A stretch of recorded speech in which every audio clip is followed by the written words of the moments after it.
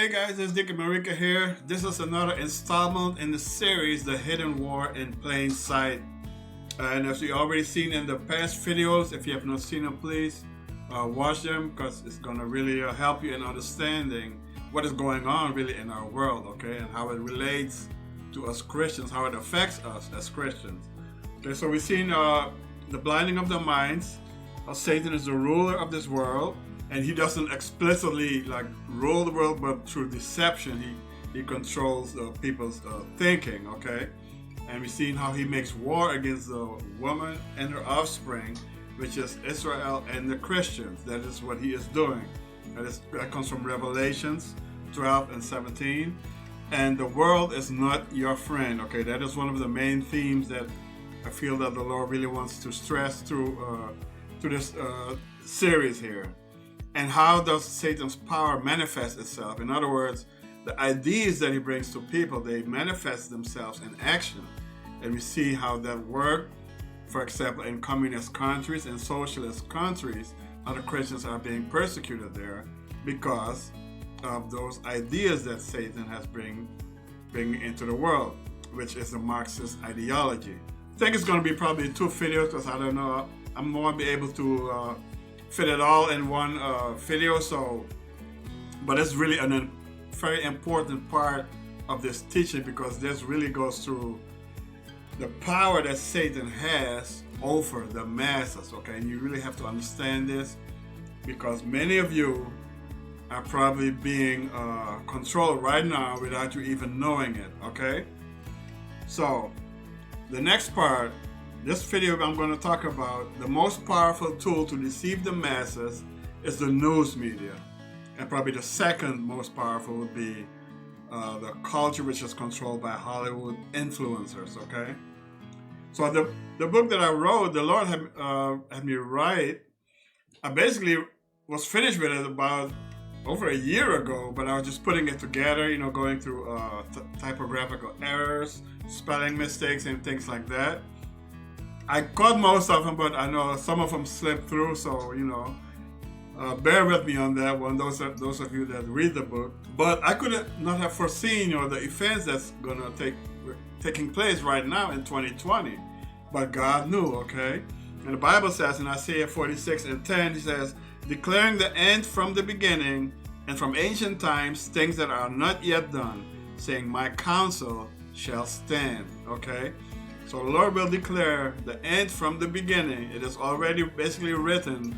All the things that are happening, God is not surprised by any of it, okay? Because he already told us this is what's going to happen.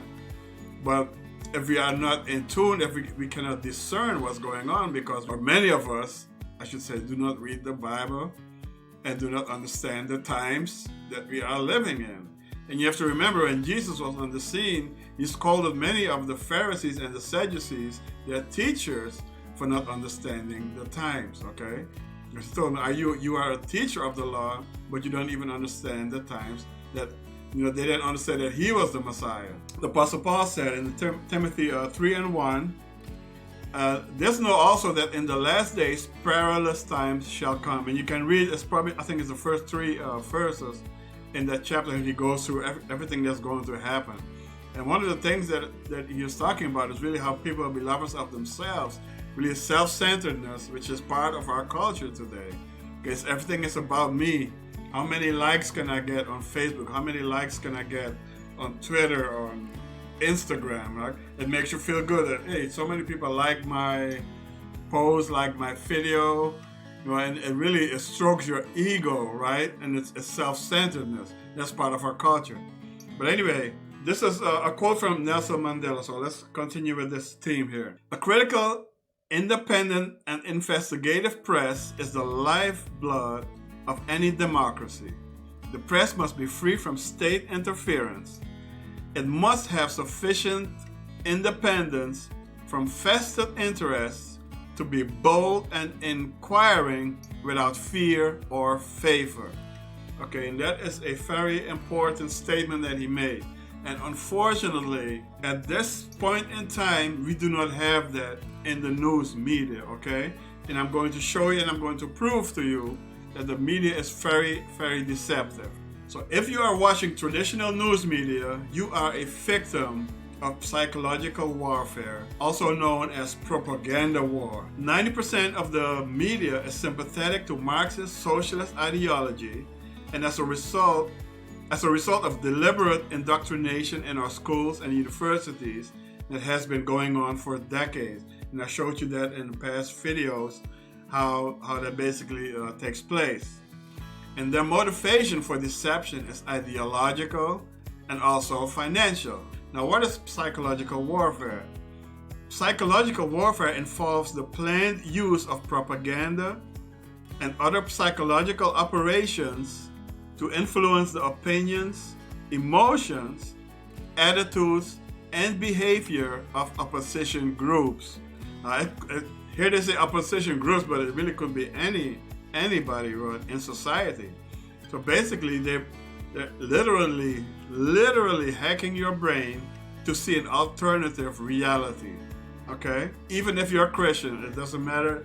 Maybe Holy Ghost filled and all of that. If you are tuned in to the world's news, you are going to be affected. There's no way around it, okay? But the news, you have to understand that the news media is part of the world, okay? And the world is ruled by Satan. And Satan is the father of lies. So it should not be a surprise that the media is not honest with you, okay?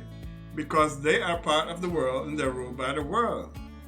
Unless, they say, okay, well, I'm saved, I'm sanctified, and I'm a news reporter. None of them say that, right? And as I showed you in the past videos, they're actually, mostly have like an anti-Christian worldview, right? They believe that the Christianity, the Judeo-Christian values, stand in the way of progress in society. And remember, the first deception that Satan used on the world was against Adam and Eve. And that's really the same type of deception that he still uses today. It's called lying by omission. He tells you part truth to shape your thinking and to make it believable. Okay, he told Eve that you're not going to really die, if you eat of this fruit. And after she ate, she didn't really die, right? But she didn't die physically, but she died spiritually. She died the spiritual death. Okay, so that part he withheld from the conversation when he was talking to Eve. And many of you have probably encountered this scenario where two siblings are playing. I'm gonna call them Johnny and his sister.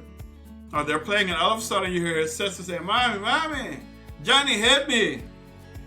And as a mother, you're not gonna automatically, assume, okay, Johnny go to the corner, or you're gonna give him a spanking. You're gonna find out, okay, what's happening.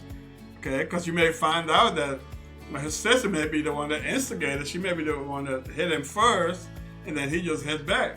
But all you hear is the second part, that he hit, his sister, right? So, and that is exactly the type of deception that is going on in the news media. All right, they tell you part truth just to shape your opinion of certain things, basically creating an alternative set of facts, right? But you're seeing the truth, but it's not really the truth. It's really important that you understand it, and I'm going to show you some really examples. Now, in this example here, Johnny and his sister, it came naturally. You don't have to teach kids to lie. That's how they come, right? And unless you get saved and born again, that those impulses will leave you, right? Because you're no longer under the control of Satan at that point. Now, I'm going to give you a historical example of psychological warfare. It's called Operation Fortitude. This is something that happened in World War II. This is actually one of the things that led to America and the Allies winning the World War. So what you're looking at is a tank. So basically, what the American Army did, they created plastic tanks and created a whole scene with hundreds of tanks and fake airplanes to make it seem that they're going to station an attack in a specific location. And that way they deceived the Germans into thinking that we got to focus our forces in this area because they're going to attack. We see a whole attack building up. So now how did they pull this off? This was a psychological warfare operation. It's really a classic example of psychological operation. So what they did, they have people, fake defectors going to the German army and basically tell them, hey, they're going to attack here. You know, I've seen it and I don't like what they're doing. So, you know, I'm joining your side now. And in addition to that, they knew where the Germans were eavesdropping on their communication, so they made sure that the Germans heard that they were going to attack from this point here with fake tanks and everything, right? So then the Germans, you know, they sent reconnaissance planes and they could see from the air, you know, the tanks. So it was really like a Hollywood stage, basically. You know, a stage set up as a whole army, and it was hundreds of plastic tanks, wooden airplanes that really couldn't fly and couldn't harm anything, right? So that's how they deceived the Germans from thinking that this is an attack that's coming on. They were convinced of that, all right? So let's say at that time when they were convinced of the attack is coming, and you were going to them, hey, this is not going to be an attack. They're probably going to, you know, lock you up, because they were convinced in their mind that this is a real attack, right? So this is a classic example of psychological warfare. So it takes coordination of different parts saying the same thing, saying the same message, and showing you part truth. So they show you fake, you know, photos basically of a whole army going to attack you, but they left out that it was all fake army. So see, so that is the deception that takes place. So now you see exactly what psychological warfare is and how it's used in actual war. And now we're going to see how it's used on regular citizens. Okay, this is a few videos I'm going to show you. This is from Andy No. He is one of the independent journalists. He's on the ground basically in Portland. And he basically shares a video of what is going on, and other people, I guess, submit videos to him and he shares it. This because he basically wants everybody to know what's going on in Portland. And it's been going on for about 2-3 years. He says since 2016 he has been chronicling and basically videotaping, you know, what's going on in Portland. And it's very dangerous scene, like nightly, and the police just let it happen basically, because the police have a stand down order from the mayor of Portland, who is actually, believe it or not, in support of Antifa, even though Antifa is really destroying the city, destroying people's livelihood, and people are fleeing the city. So it's almost unbelievable, but it's actually what is going on. So I'm just going to show you some clips so you can see for yourself. Here's making a comment that the police retreat at one point as the angry mob Antifa block throws projectiles and moving closer to the southeast sheriff's office building. The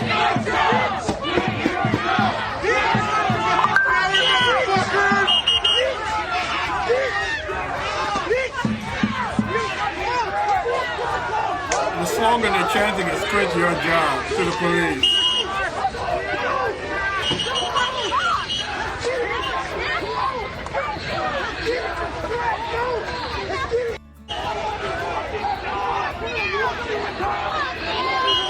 Fuck you, you fucking losers!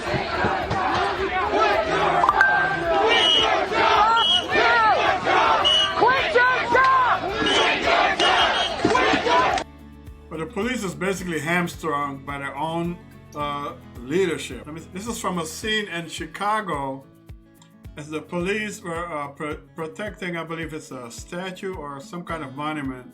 They're protecting from the rioters. And what's happening, the rioters, it's the Black Lives Matter, they call themselves, but it's really Antifa, Black Lives Matter, they're all really under the same umbrella. They get funding from the same sources.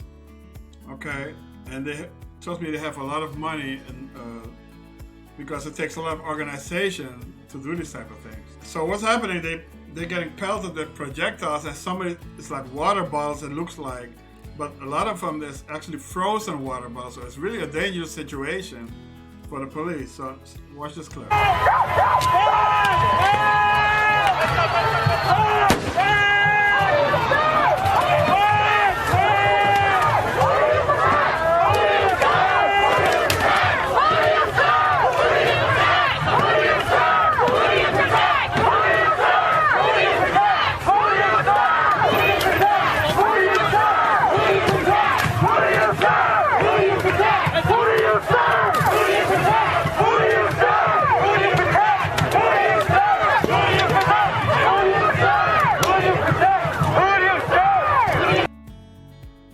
again, so it's amazing that the news media is not interested in, because they are telling the story as it is peaceful protesters. Okay, that's what they are telling the audience, is that these are peaceful protesters. And the reason they are doing this is because they're building a narrative. That means that if the police started to actually, let's say the police would harm one of the rioters that are actually attacking the police, then the media would come in defense of the rioters and attack the police, as demonize the police basically. So that is going to be the narrative. And you can already see it when the federal officers had to step in, I believe it was in Seattle, to protect a federal building from being burned down, and the media was criticizing the federal government, believe it or not. So it is just amazing and unbelievable that this is going on, but again, this is just reality right now.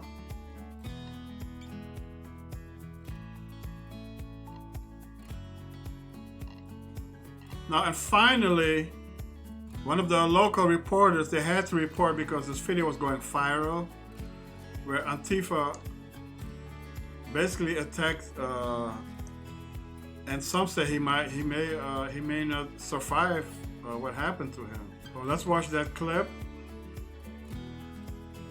So let's read the commentary real quick. So veteran journalist Lisa Coyne reports that what happened yesterday when a Black Lives Matter mob beat Adam Hayner unconscious in downtown after attacking his partner.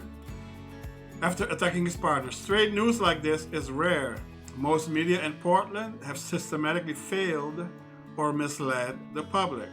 Okay, so let's watch this. Yeah, I'm right outside where this happened. The driver of the pickup crashed into that tree right over there, and then a group of people grabbed him, took him out of the truck, and that's when he ended up getting beaten and kicked in the head.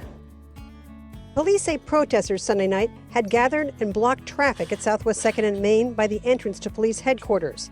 Police then started getting reports of assaults underway a few blocks away at 4th and Taylor. Around 10:30, police responded to a crash and injury at Southwest Broadway and Taylor in front of the Columbia store. Police say a 911 caller said 9 or 10 people were beating the driver of a pickup. Police say they found a hostile crowd and had to call for backup, the rapid response team. They found the driver of a white pickup that hit a tree lying unconscious and bleeding, but not from the crash. There are videos online showing the driver pulled out of the truck, punched, then was sitting on the curb when a man came up from behind and kicked him in the head. The victim was taken to the hospital unconscious. Police are investigating what led to the attack. We don't know yet what was said or done earlier, but from multiple online videos, we saw the driver was parked a few blocks away. There was an altercation outside the truck. A woman with him was punched, then jumped on, but the driver took off. There were people in the street at the time who chased the truck and pulled the driver out once the truck crashed. They repeatedly hit him, and after that is when he was kicked. The Multnomah County District Attorney today put out a statement which says in part, the actions depicted in these videos are universally rejected as wrong. The actions are illegal assaults and other violent crimes will be prosecuted when the evidence supports such action.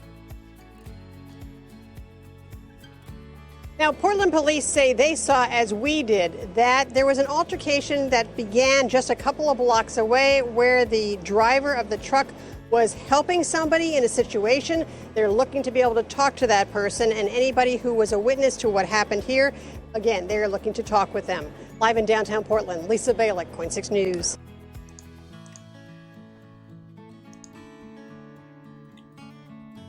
All right, so there you have it.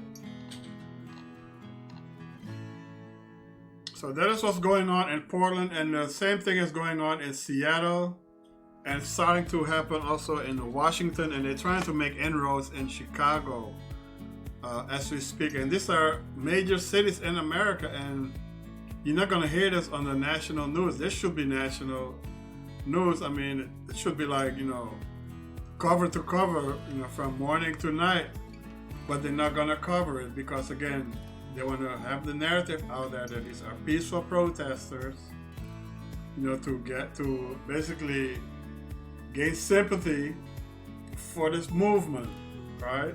And anybody who comes against this movement, to make them the bad guy, whether it be police or federal officers.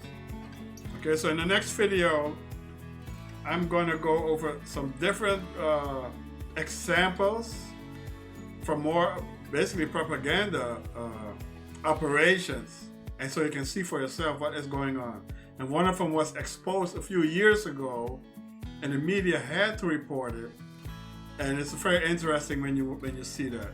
All right, so this is Dick and Marika, and thank you for watching. And make sure you share this, please, with your friends, with other Christians, or those who want to know what is actually going on in the world.